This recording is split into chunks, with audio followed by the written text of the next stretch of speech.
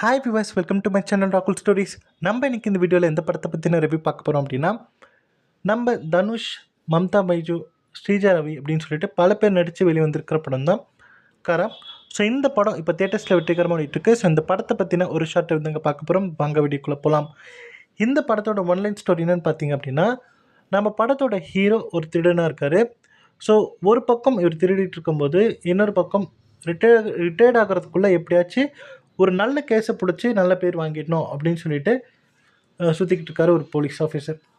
So இவங்க ரெண்டு பேருக்குள்ளே நடக்கக்கூடிய விஷயங்கள் தான் அடுத்தடுத்து நடக்கக்கூடிய விஷயங்கள் தான் இந்த படத்தோட மொத்த கதையும். ஸோ இந்த படத்தை பொறுத்த வரைக்கும் பார்த்திங்க அப்படின்னா, இந்த படத்தை வந்து விக்னேஷ் ராஜா, ஸோ அவர் தான் இயக்கியிருக்கிறாரு.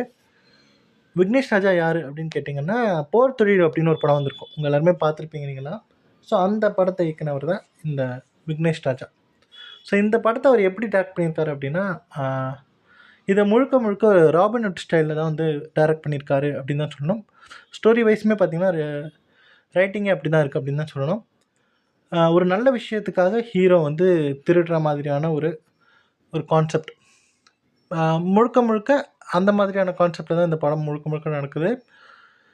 ஸோ எனக்கு என்ன ட்ராபேக்காக தோணுச்சு அப்படின்னா, ஃபஸ்ட் ஹாஃபில் ஏதோ சுமாராக கொண்டு போயிட்டாங்க. செகண்ட் ஹாஃப்லேருந்து தான் படம் சூடு பிடிக்குது அப்படின்னு தான் சொல்லணும்.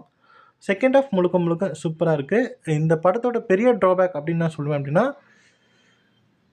அந்த படத்தோட டியூரேஷன் 2 மணி நேரம் 41 மினிட்ஸ், ஐ மீன் 2.5 மணி நேரத்துக்கு மேலே போகுது.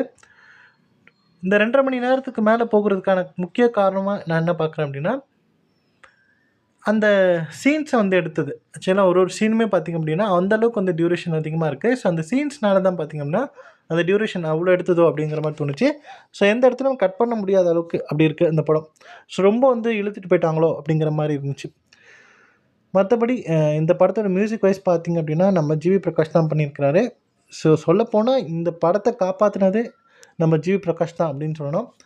அவருடைய பேக்ரவுண்ட் ஸ்கோரிங்காக இருக்கட்டும், அவருடைய மியூசிக்காக இருக்கட்டும், ஸோ ஒவ்வொரு சீனுக்குமே எலிவேட் பண்ணுறதுக்கு அந்த ஒரு மியூசிக் அப்படிங்கிறது அந்தளவுக்கு சப்போர்ட் பண்ணியிருக்கு.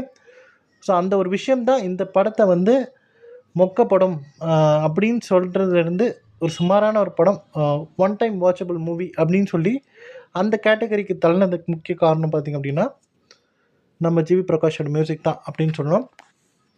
ஸோ கண்டிப்பாக இந்த படத்தை ஒரு வாட்டி போய் பார்க்கலாம். யாரெல்லாம் இந்த படத்தை பார்த்துட்டு நானும் இப்படி தான் ஃபீல் பண்ணேன் அப்படின்னு நினைக்கிறவங்களும், இதுக்கப்புறம் தான் இந்த படத்தை போய் பார்க்க போகிறேன் அப்படிங்கிறவங்களும், ஸோ பார்த்துட்டு உங்களுடைய ஃபீட்பேக் என்ன அப்படிங்கிறத கமெண்ட் லீவ் பண்ணுங்கள். ஸோ இந்த வீடியோ பிடிச்சிருந்தால் லைக் பண்ணுங்கள், ஷேர் பண்ணுங்கள். மறக்காமல் என்னுடைய ராகுல் ஸ்டோரிஸ் அப்படிங்கிற என்னுடைய யூடியூப் சேனலை சப்ஸ்கிரைப் பண்ணிவிடுங்க. தேங்க்யூ.